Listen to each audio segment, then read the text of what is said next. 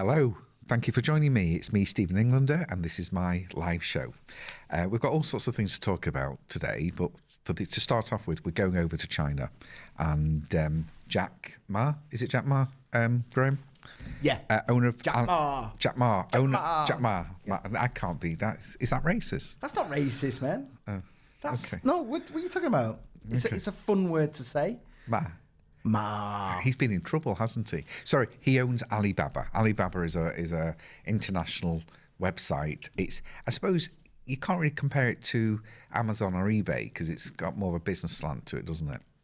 But did you tell me before he was in trouble? No, you told me he was in trouble. Well, someone must have told me. And then, someone said it to you, and then you asked me to research it. And in fact, I kept the website up. Yeah. I kept the thing up because it was. Oh no, I've gone onto it now. There's a lot of stories all within the last day saying how well he's doing. He's doing hobbies. Well, he's like one of the richest men in the world, isn't he? Yeah, and it seems he's paid a lot of newspapers to put out very positive articles about him and drown everything else out because I can't find out what's going on. China's very nice that way, aren't they? They allow you to pay lovely. people to say how wonderful you are. Yeah. Here, we've got to do something really good to get in the papers, don't we? Or bad. So why are we talking about Jack Ma and Alibaba? And I think it's because they've got a competition going. It's a little bit like Dragon's Den, where you sort of pitch your idea, and if they like it, they'll promote your business all over the world to their to anybody that's on Alibaba. Do you know Alibaba? Years ago, Graham, before the internet, I used to go to Manchester Library, and they had all these massive big catalogues, and of Chinese companies selling product to importers and whatnot. So I used to sit there in the days when I was trying to make some money and looking for some agencies or looking for gear that I could get hold of. And I used to sit there all day going through making notes about who we could contact. And then I used to go and write a letter out, type it out at the library and pay them 5 pence a go to fax these companies over to me. So they'd send me maybe the odd sample or a price list or something that I could go around all the wholesalers and things and try and get some orders for them. And that's what I used to do. And I think I've got a feeling that the catalogues became Alibaba. Oh. And I'm not sure, but I know it's something. I think one was the Hong Kong Trade Development Council.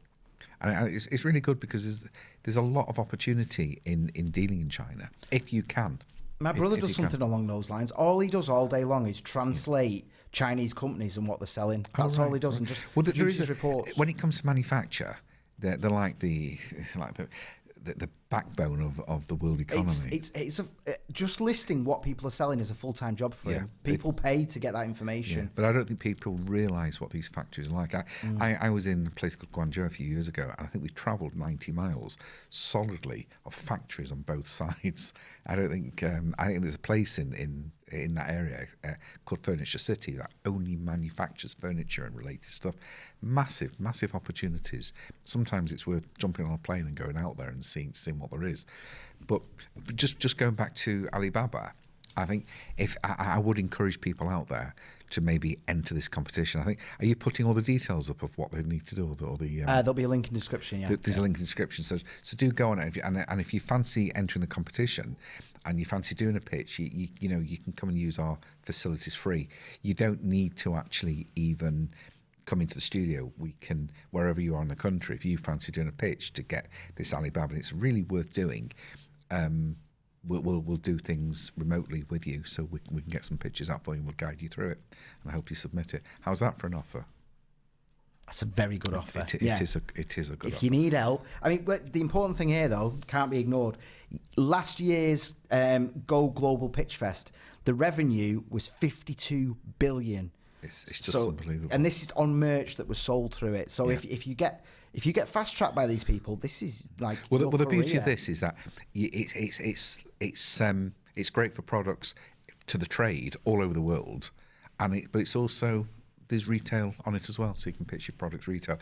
It's probably not very good if you're selling stuff that people are already buying from the wholesalers or in general, but if you've got your own products, in fact, it's a sad thing really, because these days manufacturing in England has taken a bit of a dive, hasn't it?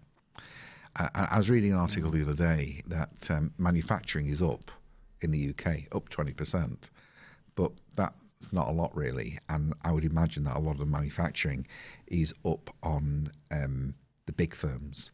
I think that's it. That's what we were talking about before, weren't we? Because Heinz are now redoing their factory in Wigan, but they're spending 1.5 billion and it's creating 50 jobs. Yeah, and then you can say, oh, manufacturing's gone up by 0.7%, but it's like, but the guy on the street doesn't know. But it is such a shame because businesses should have manufacturing or at least processing something to create a nice USP in the background of anything. And if you're in retail, it maybe sell other products to prop up what it is you're selling. But manufacturing is something everybody should look at.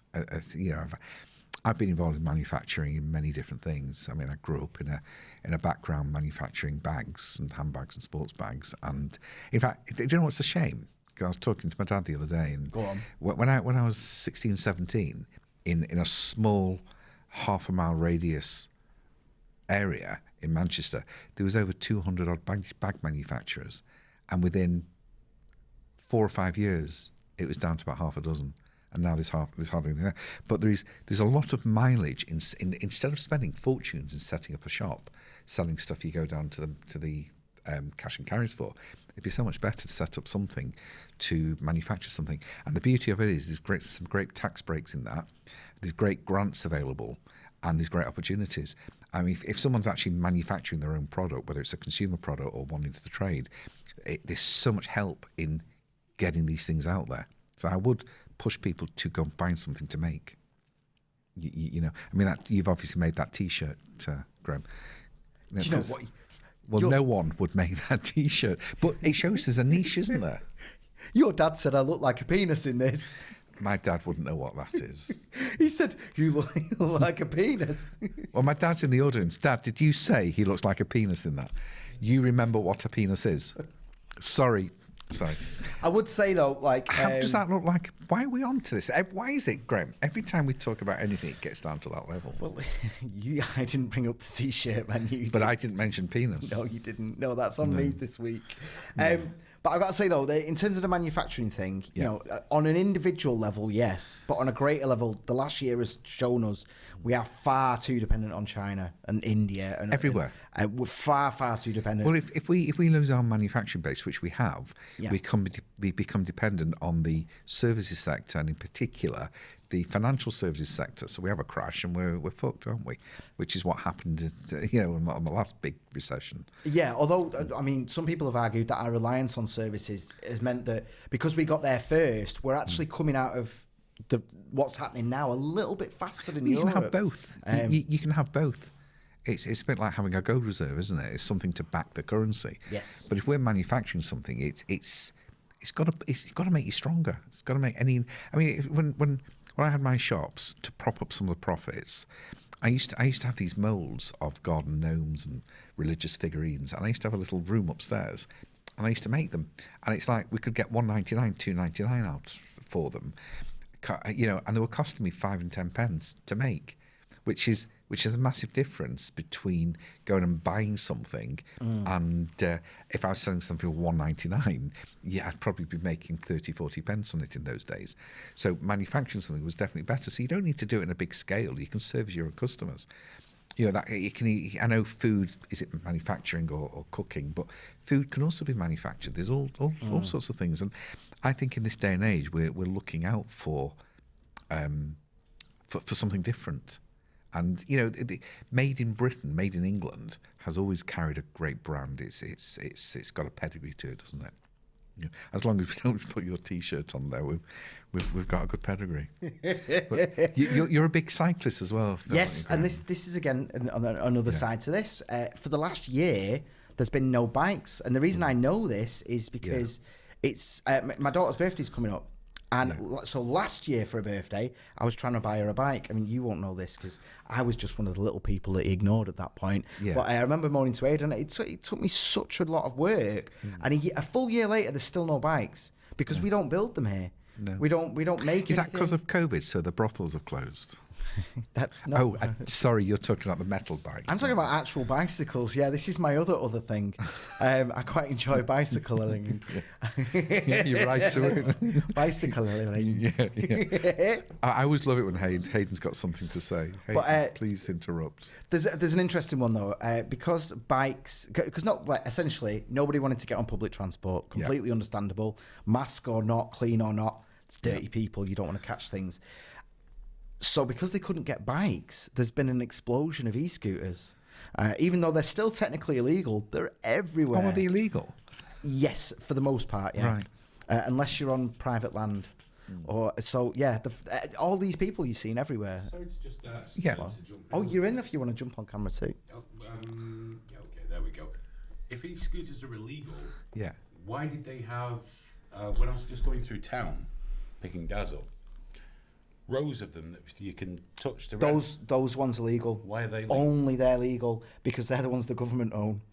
And they're That explains it. that's the government. They belong to the government, so they're okay. I've seen a few people on that. I think some of them are quite comical because I saw one guy when I was coming to work this morning, and he was I was coming to the studio, not work, but when this guy was like that wide on a tiny little platform on the e-scooter, and I think, what's keeping him on that? They're good though, they're good. Although there's a lot of discussion at the moment with regulations. I mean, and to be honest, something needs to be done because they're all on the pavements. And they're all. But it does show you, just going back to what we were saying, that Go on. manufacturing.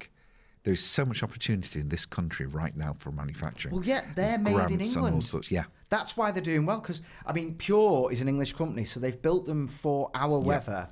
And they're making them here. You're paying a little bit more, but people are happy to do that. And there's enough of a market in the UK alone that we don't need to worry about tariffs and sending stuff out. Oh, hang on, we've got. Yes. Sorry, can you hear my dad speaking? Not at all. No. So I'll repeat. You repeat. My dad's sat in the audience over there, and he's gone. Can I make a little point? Local manufacturing businesses have gone out of business because the importers and the wholesalers don't want to buy their goods. What do you think of that? Conspiracy going here. Why don't people want to buy English-made goods? Well, because it's so much easier to set up a business with stuff from China. Yeah, exactly. Because we can't produce them for the price. Exactly, yeah. But you see, this has always been the case, though. It's you shouldn't be buying stuff based on price. Look at the quality. Feel the width. Look, sorry about that. Look at the quality. Look at the accessibility. Look at that. One way or another, it's going to cost you because minimum wages will just keep going up if we've got to subsidise imports coming in. It's much better. But you can do both. Give people the choice. Put British goods manufactured products there, put the Chinese counterpart and see what people buy. Well, that's exactly what I did with the scooter. There's no way I'm importing a cheap whatever. I paid good money for a good one that has got the proper stamps on it, CE and all that stuff. Well, there's also the thing, if you're buying, it's sort of like, if I know one of the problems I used to have when I was importing from not just China, but, it's the 11 to the dozen thing. It's all right when it's going out 11 to the dozen, but when it's coming in, you get 11 to the dozen, or it's not quite what you ordered, it's too far to send it back. I think business is a lot about relationship as well, isn't it? So if you have a good relationship with people, then they're going to look after you a bit more. So vehicles and Viagra, Stephen. Don't mess around with either of those. Put the money in and get the proper brand. I don't take Viagra once. I don't take it anymore. It's the usual problem. It got stuck in my neck, and my neck was stiff for ages. No bikes. So we've done that one, haven't we? Should we cover the immigration policies, or should we go on to the new trade deals? Let's get. What do you mean? Which one? What trade deals was that? Trade deals. Oh, trade. Yeah. Bones of a new US trade deal announced. No. Okay. With all the tariffs being removed. Yes. Yeah. This has just happened just before we came on air, actually. Yeah. So for years, there's been things like cashmere, pork, Stilton, whiskey. Yeah. There's been huge tariffs, 25%. But how does that affect small firms? So great. So they're going to take the tariffs off whiskey, so more Americans can get drunk on English products or Scottish products.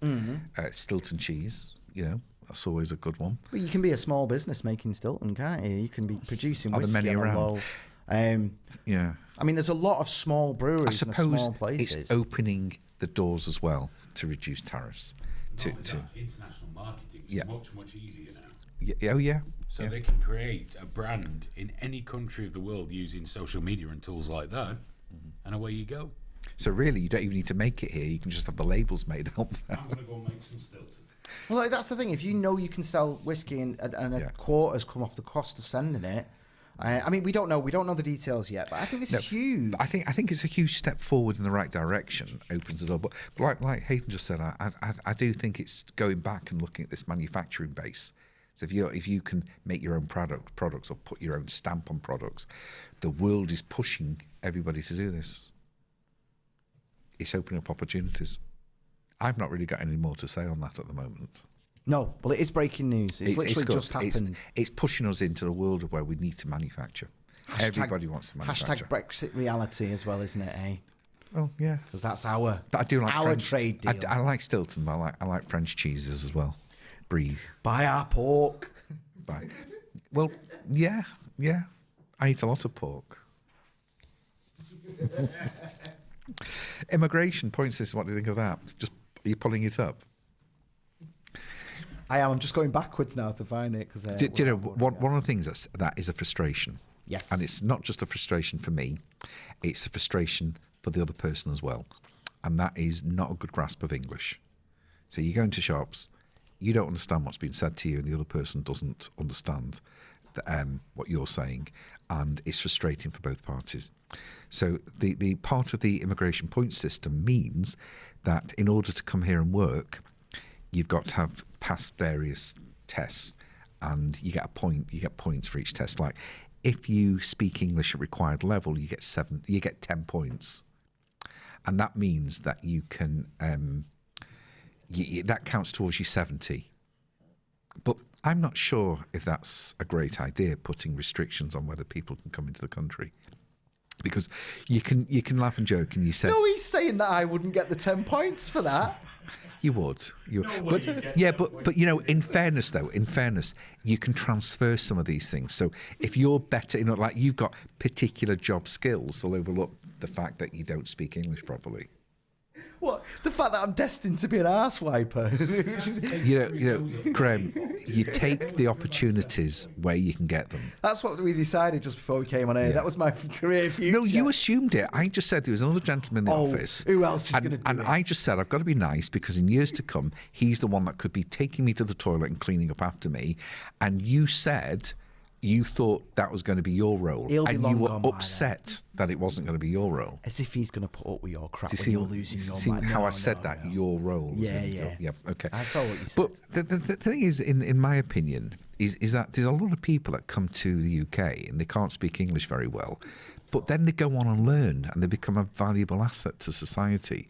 So I'm not sure whether this is a fair system, even though it seems okay. It sounds logical, let people come in that have got the right qualifications, let them come in. If they've got enough money to invest, let them come in. If the jobs are scarce and only they can do it. All these things have been talked about for years, but is that in the spirit of a free economy and people should be able to move and have the best lives for them, and the UK should help that? I mean, I don't. Right, here's the thing, right? Because you're a racist Nazi, aren't you? So obviously you want tighter restrictions of people coming in the country. Stealing our wives, our women, and taking our jobs. That's you, isn't it, Graham? Sorry, I interrupted you before you said that. Yeah, I was just going to say you're very, very focused on speaking English at a required level, but ultimately, it says here, if someone's got a PhD in STEM, and there's this job shortage, and they've got a job offer, they only need 10 more points. Yeah, but why not let people come in and train to that level? I think if people want to work and want to get on, why should they be restricted? Well, I think that the 70-point requirement means that it allows a little bit for that, doesn't it? Yeah, it's going in that direction, but it's not fair.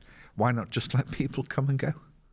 Obviously, if they can't bring anything to any society, but I think people should have free movement no matter where they're from, what they do, and as long as they're not gangsters and they're not causing trouble. I mean, I look at the problems we've got now because a lot of Eastern European people have been effectively pushed out. That we've got a shortage of certain types of workers. Well, we haven't. I mean, we've also got furlough, haven't we? You know, we're paying people not to work right now, so it's quite complicated. Yeah. We're also 1 million houses shy of where we should be, so people aren't here because the rents are ridiculous. Again, racist, fascist. It's not. It's a fact. Yeah, but if more people are here, they've got more builders. No, we don't though. We've been saying that for 25 years. We don't have more builders. It doesn't. Well, we should. We do. Train but not them. enough. Train them. Yeah. Let people come and do it. Not get rid of the people, make it difficult for them that are probably in that community that would make good builders. And you know something else? Half my staff, half the people who work for us are not born in the UK. English isn't their first language, but we get decent, good people, and if they can't come in, then, you know. It feels like you're arguing with me or something. Well, as if you're talking to me as if I've got this like really that like just hate all foreigners and all the rest I of don't it. think it's just foreigners, is it really? Sometimes it's people that've got more money than you. I know you don't like Jews. Well, we've drawn a blank there, haven't we? Well, don't look at me like that. So okay. Well, you know, while we're on funny business, no, Graham's not at all racist, are you, Graham? No, I'm not. No, I am. You totally are. I literally. No, I'm not even gonna. I'm not gonna defend myself. No. You're just happy in your yellow penis jumper. That isn't like. Why did I make that for that segment? Which bit? The graphics. I thought we were gonna go through and discuss. We were looking at names. And What's in a name? So if we've got a new manufacturing business and we do something, we want a good name for the company, don't we? Do you know, I was listening to a radio article years ago, and they were spending all this money, Ford Motor Company, on what would be a great name for a car. And this guy was on talking about, you know, how much care they take in doing international sort of surveys and research into making sure that they get the right names, because of course some names can be offensive in other countries that mean nothing in the country in the language that you're talking about. And I remember the radio, the lady interviewing said, in this country of multiculturalism and, you know, different language, do you think the name Focus for a car is the right name? Because when pronounced differently, because as some people do, they pronounce the O with a U, a Ford Focus wasn't the best name. So I was looking up It's fine by me. Well, it would be, wouldn't it? So if you want a Focus, then that's fine. But I've got these. Graham went to all the trouble of finding. So just let me. How do I work this computer? I can't even see the bleeding keys. So. What was great here, we were looking at names that people use in the businesses, because I thought that was quite funny. And can you imagine calling an off-license liquor shop? Is that picture come up? I've got, yeah. Don't worry about that side of things. Okay. You have to assume that I've cocked it up. I don't know. It's just I'm going by experience. So, liquor shop. Can you imagine? Here's the type of dog parlour you'd be going to, isn't it? Doggy style. That was. I think these are great. You know. I do. I think some of them, like we've got Jack the Stripper for a wood stripping shop. We don't have that type of business in this country, though, do we? But the air conditioning service, stiff nipples. I think that's. Yes, I don't know. The next one's my favourite. This is the worst ever. The Golden Shower restaurant. I couldn't go and eat there. Hey. Hungry or not, I think I'd find myself walking in there regardless. But what about that construction company, Mammoth Erections? Is that what that is? Construction? I'm assuming it's construction. I hope so. I hope so. Yeah, but you know, if your name's Richard and you run a plumbing company, maybe you shouldn't abbreviate your name to Dick. Dick's Pumping. I'm sorry. I just. What's this one? Frisky Business Boutique. Do you think these done? Oh, I can't say this. The hotel. Can I say that now? What a name. Kuntz. Kuntz. Honestly, there's some. Oh, this is where we're going to shop in future, isn't it? Yeah. Come on, that's got to be like Polish or something. That's got to be, I don't know. I'm sure they don't, they don't set up thinking these things. Oh, I don't know. Dick's Pumping know what he was doing. It says there, we'll put our hose anywhere. I mean, come on. Look at that. But we can't think of any.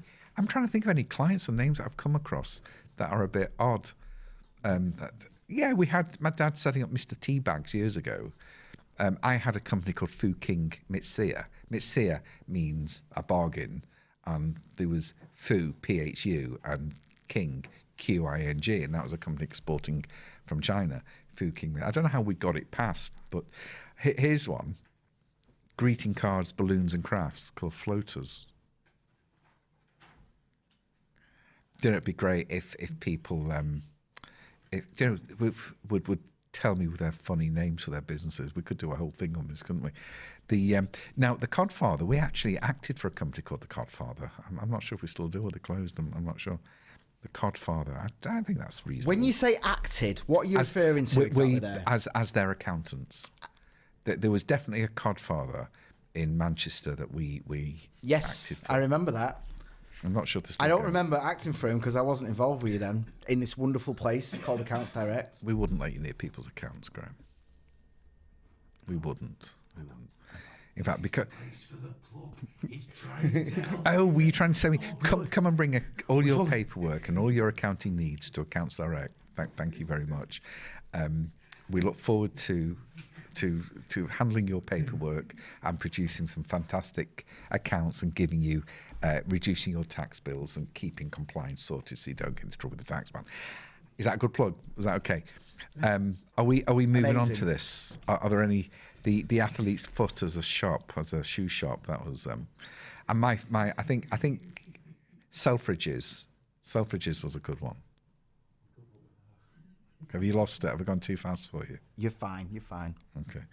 Well, I just thought we'd moved on. That's all. Should we move on? Should we? I was just enjoying that. It's your show, mate. You do whatever you want. Thank you. Do you know I was actually quite impressed with in the news. I was reading about a meat company called JBS. They're a Brazilian company. They're sort of like the biggest beef producer in the world. So do they? Do they sell a lot of beef in Brazil, or do they all over the world? They send it everywhere. All over the world. I think the biggest beef producing company in the world, and I think the some of their data was hacked, and it was to do with customer payments and accounts, and the hackers demanded a ransom of, I think it was £11 million, and they paid it. And what was interesting was that they paid it although they'd secured the data, or they were pretty sure they secured the data, because they didn't want their customers and the bigger community to stress. So they just paid for it. How would that work?